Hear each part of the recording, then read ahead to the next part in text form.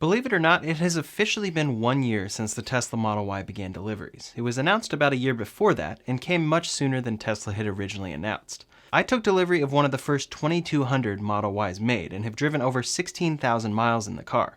Today I'm going to give you my full review of the car after 1 year and let you know both the good and the bad of owning a Tesla Model Y, if I would do it again, and what changes have already come to the new ones being built, so let's get into it. Oftentimes, it's tough to tell the difference between a Model 3 and Model Y at first glance. They're so similar on the outside and even on the inside, but the Model Y falls into the very popular crossover SUV category. It's very versatile, and this is exactly what drew me to get this car instead of a Model 3. I've always liked the idea of electric cars, but they were always too expensive or too small for me. They're still pricey, but luckily, as more and more brands bring electric cars to market and battery costs decrease, these cars are getting better and better and cheaper in the process. The biggest fear when buying an electric car is being stranded with nowhere to charge. There's always a gas station a few miles away, but are there chargers? Is my car compatible? How long will I have to charge? Will it be slow and drive like a golf cart? I'm going to detail all these questions today and explain why my experience over the last year with the Model Y convinced my wife and I to sell our other gas-powered cars, because with the Tesla, we feel confident that we can drive anywhere we need to without issue. To detail the features of the Model Y first, let's start with the exterior and getting into the car. I'll explain the features this car has and what my experience has been with each of them as we go. So the Model Y includes two key cards that you tap to the side pillar for unlocking and locking, but the real key is your smartphone. Bluetooth connectivity unlocks the car as you approach and locks it as you walk away. 95% of the time, this feature is seamless, works exactly how it should, and makes you forget that you ever had to manually lock or unlock your car. The other 5% of the time, though, it's the opposite, and I can almost guarantee this will happen to you at some point. For some reason, Bluetooth connectivity doesn't happen correctly as you approach the car, and you're stuck there until you can unlock your phone, open the app, and the car finally connects. This is especially frustrating right now when using a mask, but again, it only happens this way 5% of the time or less, and the blame may be on the phone and not the car. Usually you don't even realize that your car is perfectly locking and unlocking for you, and it's very seamless.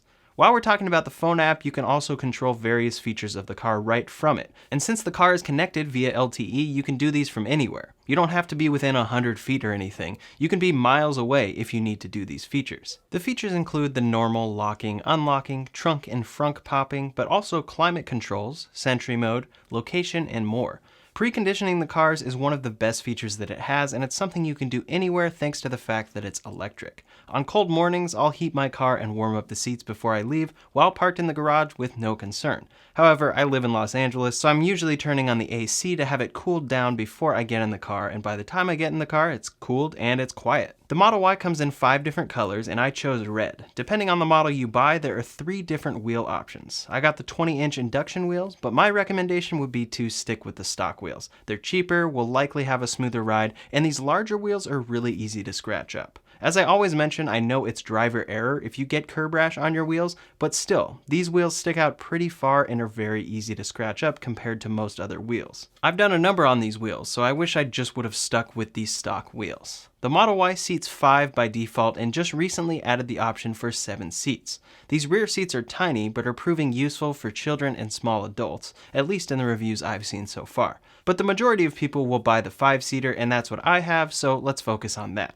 The front 2 seats are powered, and driver profiles saved on the screen remember your exact driver comfort settings and lumbar adjustments when you get in the car. This is very handy, although I wish it could remember passenger adjustments as well. When driving, this is your view. There is no instrument cluster directly in front of you. This confused me for maybe a week or two when I first got the car, but after that, I got used to it. The speed is right there on the top left of the screen, and I actually enjoy having the view clean and simple directly in front of me while driving. I will say though, Tesla just recently updated the interface for the left side of the screen, and to me, the old design was much better. I usually love change, but this time the new interface just doesn't improve anything in my opinion, and it looked better before. The lack of instrument cluster contributes to the overall simplistic and minimalist design of the interior. In the front of the Model Y, you only really have this screen. There are a few buttons on the steering wheel to control driving essentials, but everything else is controlled on the screen. This is another thing that takes a week or two to get used to, but once you do, it makes total sense. The only thing I sometimes wish I could change elsewhere is the climate controls, but controlling those on screen does come with its own benefit. You can very precisely aim where you want your airflow, and the air flows out of this somewhat hidden strip across the dash. Most of the time I just keep climate on auto and change the temperature, so adjusting on the screen is very simple. The screen also controls and shows you everything else. As you drive, you have autopilot visualizations letting you know what is around you and giving you confidence that the car knows what's around you if you're going to have it drive for you. We'll get into that more in a minute. Maps are the default right 2/3 of the screen, and in my opinion, it's the best map system I've seen in a vehicle. The large size of it makes it incredibly easy and useful. When you want to listen to music, you pull up the music card, select the source, whether it be your phone, Spotify, Slacker radio, FM radio, or TuneIn, and listen away. Now speaking of music, the sound system in the Model Y is one of the best I've heard in any car. I'm a musician and I'm very picky about my speakers, and this sound system is incredible. I love listening to music in this car, even if I'm just sitting in my garage doing so, because it sounds so good. It's Tesla's own sound system, but reportedly it was designed by ex-engineers at Bang & Olufsen to be the same setup as the official brand name. Up front, you have the center console with a decent amount of space. Here's my center console with an included wireless charger, but Tesla actually just switched to a new center console on the newest Model Ys. So you'll still have the armrest here with storage underneath, but here is the new center console, and this is most likely what you would get if you bought today. I personally prefer the new console, and it includes a wireless charger as well as 2 USB-C ports. There are 2 more USB-C ports on the back of the center console, right next to the rear vents for the rear passengers. Now back to the interior, the rear of the Model Y seats 3. The middle seat has a built-in flip-down cup holder if you don't need the seat, and these seats are able to recline just a tad. What you'll especially notice sitting in the rear is the beautiful all-glass roof. This roof comes factory tinted, makes the car feel very spacious, and provides incredible views when driving through certain areas. I know I love sitting in the back when I get the chance, just so I can look up in the car. Sometimes the glass roof worries people for safety, but the Model Y just received a perfect crash test rating with 5 stars in every category, and one of the best rollover ratings for a vehicle its size. Teslas are designed for safety, and the Model Y is absolutely no exception. The best part about the design of this car for me is the cargo space. The trunk has an automatic hatchback that opens up to a very large trunk that has plenty of space for what I need the majority of the time. If I need more space, there are 2 large understorage compartments, 2 side cubbies, and then the rear seats fold flat at the touch of a button. This is where the Model Y is the most versatile and why many people want to buy it. You can fit a ton of stuff back there. The only real downside is that the roof slopes quite a bit more than the average crossover SUV, meaning that you are height limited to the rear roof height when it comes to cargo. If you still need some more space after that, you have a little space under the front seats, as well as the front trunk, which is very spacious. I usually keep emergency accessories in there, but I also tend to put any hot food or other smelly things up there since it's closed off and sealed from the cabin. Those are the main features of the Model Y itself, so let's actually drive the car. If you've never driven an electric car before, schedule a test drive right now. I'll wait. But seriously, electric cars drive different, and in the best way possible. Since they are electric, they have instant torque, and the acceleration is incredible. The Model Y goes up to 3.5 seconds on a 0 to 60 on the performance model, and mine goes 0 to 60 in 4.8 seconds. For the average person, this is plenty fast. It's super fun, but also very useful in tight situations and quick merges on the freeway, especially in Los Angeles. The immediate response is great to have and goes along with the all-wheel drive that this car includes. Another incredible feature of driving electric is regenerative braking. Regenerative braking takes the energy from braking and puts it back into the battery, but it also enables one-pedal driving in the car. It's another feature that takes a week or so to get used to, but the car begins braking gently when you take your foot off the gas. Instead of the normal gas, then over to brake and gas and brake situation, you just use the one accelerator to control speed and slow down. For example, here I am driving in the mountains, going around turns, slowing down, speeding up, and everything in between. My foot is staying 100% on the accelerator, and only in rare cases when I suddenly need to brake hard do I actually use the brake pedal. I'd say on the average drive I use the brake pedal 1 to 2 times total. It's amazing and takes quite a load off during stop and go traffic since my foot can stay put. I'm speeding up and slowing down all with the finesse of one pedal. The performance and steering on this car are fantastic as well. Since it's a taller car with higher ride height, you definitely feel that it's more top heavy than a Model 3 or a smaller sedan, but performance is incredible for a vehicle its size. It's just a fun car to drive. The only part of driving that isn't the most fun is the suspension. The Model Y feels like it should have an air suspension or some kind of situation with more absorption than it does. It's a heavy vehicle and you feel it on bumps. I personally have an early build and Teslas notoriously get better and better the longer the vehicle is made. I also have the 20-inch wheels, which could be a factor in ride quality, but still, this car has a much tougher ride than my wife's Kia Forte, a car that's about a third the price. That's comparing two different types of cars, but almost any standard SUV or crossover rides much smoother than the Model Y does in my experience. Having a smooth ride depends on your preferences and whether you are using this car for sport, but for the average SUV buyer, the suspension will feel rougher than it should. At this point, that's my biggest complaint about this car by far, and it led to me upgrading the suspension through Unplugged Performance. I have a full video about it linked below, and this upgrade was definitely an improvement, but it still feels bumpier than I would prefer in this car. Still, the rest of the features of this car outweigh the ride quality for me. One feature in particular is Autopilot. All Teslas include basic Autopilot for free, and for most people, this is what they stick with. You can upgrade the system with a few features including Navigate on Autopilot, Smart Summon, Auto Park, and Auto Lane Change for $10,000. I'll talk about these features more in a minute, but currently, as I've said many times, it's way overpriced, but comes with the promise of future full self-driving. If you buy this package, you get the features I mentioned today, as well as software updates that include every future self-driving upgrade Tesla introduces. Currently, full self-driving is in beta and is proving very impressive, but is yet to be given a definitive delivery timeline for customers buying this package. In any case, the included Autopilot system is great. It uses all the default cameras and sensors around the car to first enable a number of safety features like emergency braking and lane departure avoidance. On top of those, you get driver assistance features, including traffic-aware cruise control and auto steer. Cruise control will automatically keep the correct speed based on the traffic around and in front of you, speeding up and braking accordingly, and auto steer will keep you centered in your lane. When you use these together, your car can drive for you for as long as you want to stay in your lane. When you want to change lanes, you simply exit Autopilot, change lanes, and then re-enter it. In my experience, Autopilot is incredible, and I wouldn't want a car without it, but again, it's incredible about 95% of the time. 95% of the time, it stays centered in the lane perfectly, drives me with no issues for miles and miles, speeds up and brakes naturally, keeps me safe, and takes a lot of driving stress off my shoulders. However, it's not perfect, it's always improving, and still has a ways to go before it's better than a human driver. For the remaining 5% of the time, Autopilot can screw up. I've never had a true close call with an accident, but I have had a number of times where I experience phantom braking.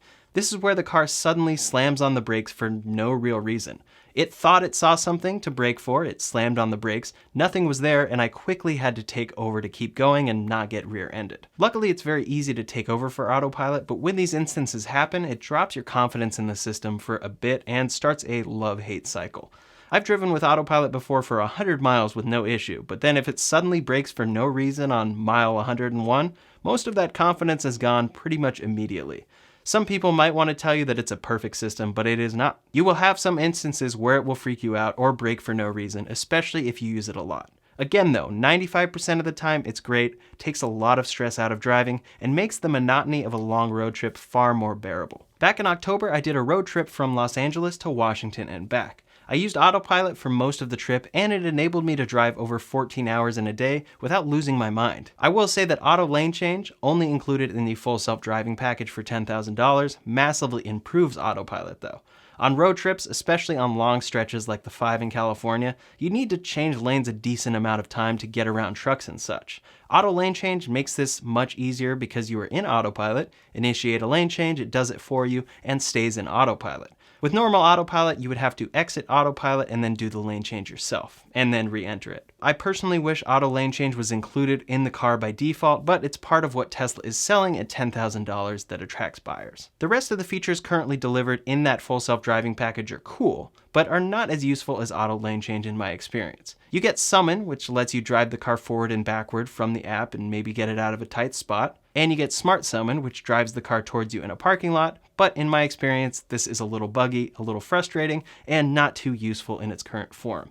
You also get Auto Park, which works well when it pops up on the screen, but it only usually shows up as an option when parking between two other cars and when it's a very clear parking situation. And then the last feature is traffic light and stop sign control. This allows the car to stop for stoplights at traffic lights and proceed with your confirmation. It's the first teaser of what is to come with true full self-driving, but again, isn't very useful in its current form. The good news is that these cars get regular software updates, just like a smartphone. It's one of the best features of a Tesla because the car is always improving throughout your ownership. Since getting mine, Tesla added the side cameras to the on-screen backup camera, they massively improved Spotify, added new games, and added an on-screen viewer for Sentry mode and Dashcam footage. Sentry mode and Dashcam are two names for essentially the same system that utilizes the Autopilot cameras around the car for safety. Sentry mode is an advanced security system that records when any activity happens around your car. It saves to a drive inside the car, and the new Model Y actually both includes this drive and includes a USB port in the glove box so you can keep it safely stowed away. You can view the footage on screen to verify if you need to handle a situation before leaving somewhere, or you can download it to your computer if needed. Dashcam uses the same cameras but records while driving. It's constantly recording and rewriting until an event happens, you honk the horn or press the button to save footage. In the case of an accident, this is great to have proof of what occurred for insurance. Again, you can view this footage on screen or download it to your computer if needed via the included USB drive in the glove box. When I first bought this car, my wife had a Kia Forte. At the time, we were resistant to the idea of only having an electric car because we hadn't experienced life without a gas car. Gas cars are convenient with fuel. There's always a gas station a few miles away and it takes about 5 minutes to fuel up. You never really have to worry about fuel on a road trip. In an electric car, you kind of do, but Tesla has made this a non-issue, as I've learned over the past year. For one, Teslas are made to charge at home. I installed a faster charger in my house for under $500, and this is where I charge 90% of the time. I get home, plug in, and have the car scheduled to charge during my off-peak electricity hours. For me, that's 9 p.m. to 4 p.m. the next day. I wake up in the morning and my car is charged up for the day. The average driver will not be driving 326 miles in an average day regularly, so home charging will be the majority of charging, and it will actually save you a lot of both time and money when compared to gas trips. Then for number 2, for those without a home charger or going on road trips, Tesla has built out their Supercharger network with over 2,000 stations and counting, each with multiple stalls. In your Tesla, if you need to charge to reach your destination, the map system will automatically route you to Superchargers along your route, show you nearby food, and tell you how long you need to charge. Charging does take longer than gas, typically 25 to 30 minutes, but I have found this to not really be an issue for the most part. Most of the time I plan to charge while I take a bathroom break or get some food. By the time I finish those tasks, my car is finishing up its charge. If charging takes longer, Tesla also has built-in games as well as Netflix, Hulu, and YouTube to keep you occupied. On a very long, all-day road trip though, some charging stops will be more like 45 minutes and will start to feel a little draining. It will also add some time to your journey, probably 1 to 2 hours more depending on the length of the road trip and how many equivalent gas stops you would have taken. When driving back from Washington to Los Angeles, the last couple stops were a little boring. I went to the bathroom and ended up watching Brooklyn Nine-Nine on Hulu, but really I just wanted to get back on the road. But keep in mind, this was a 16-hour day of driving.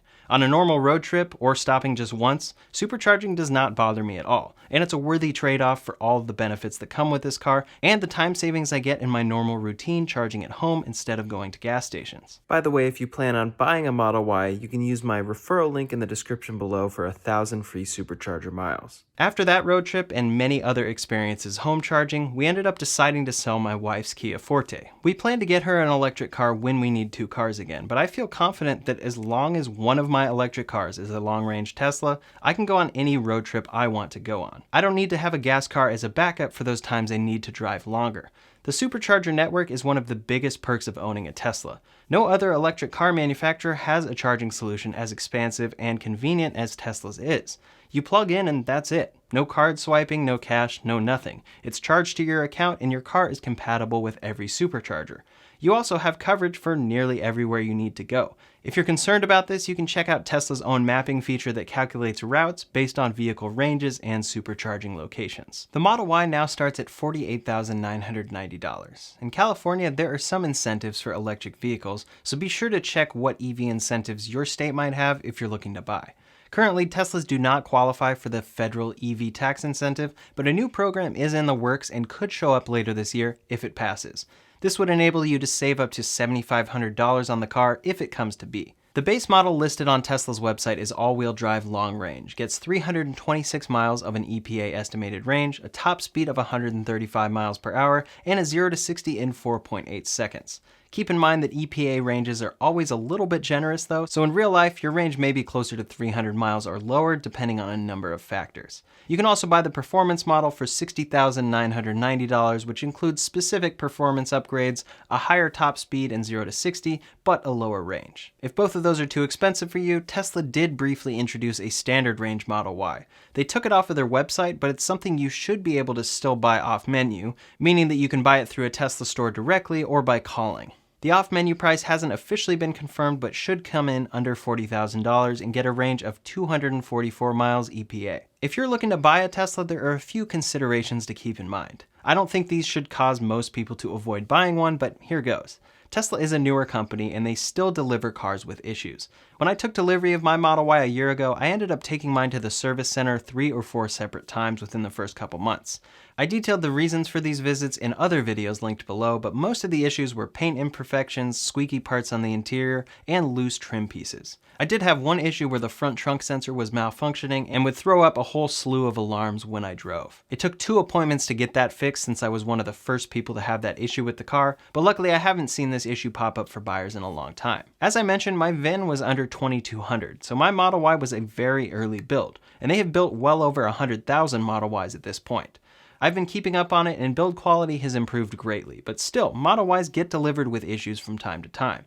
Tesla will usually fix these issues under warranty, but it's an aspect of buying a car this expensive that really shouldn't exist.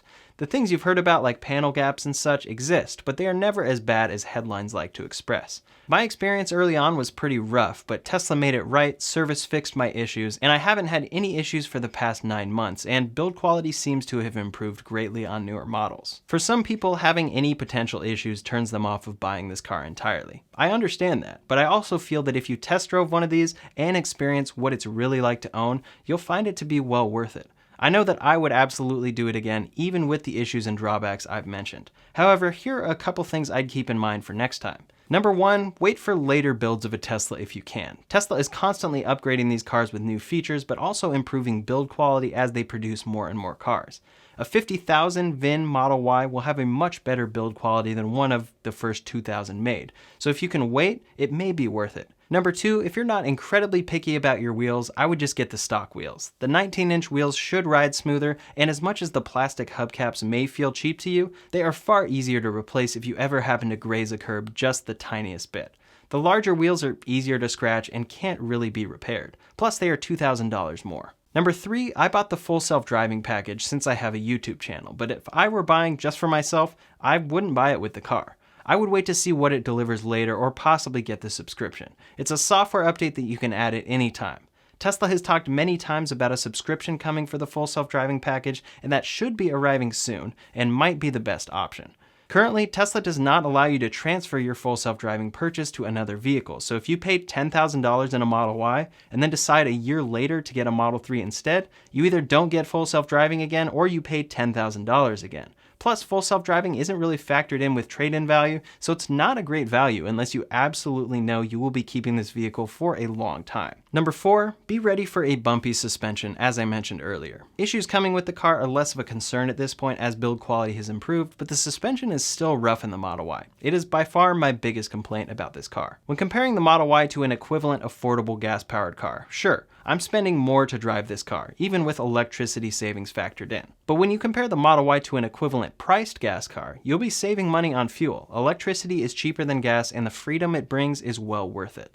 There are many great electric cars coming to market, but I believe you'll find that the Model Y is the best option thanks to the great range it includes, Autopilot, and Tesla's Supercharger network. I have yet to see these features matched by any competitor. Most competitors have a great product, but it has less range and far less charging options. That has been my experience owning this car for the past year, and I'm really excited to see what the next year brings and what new features I might get with over-the-air software updates. If you want to check out a breakdown of the true cost I paid for my Model Y, you can check out my video linked over here or in the description below. Plus, I'll be putting out an updated 1-year version of that video soon, so make sure to hit that subscribe button to see that. In the meantime, thanks so much for watching, and I'll see you on the next one.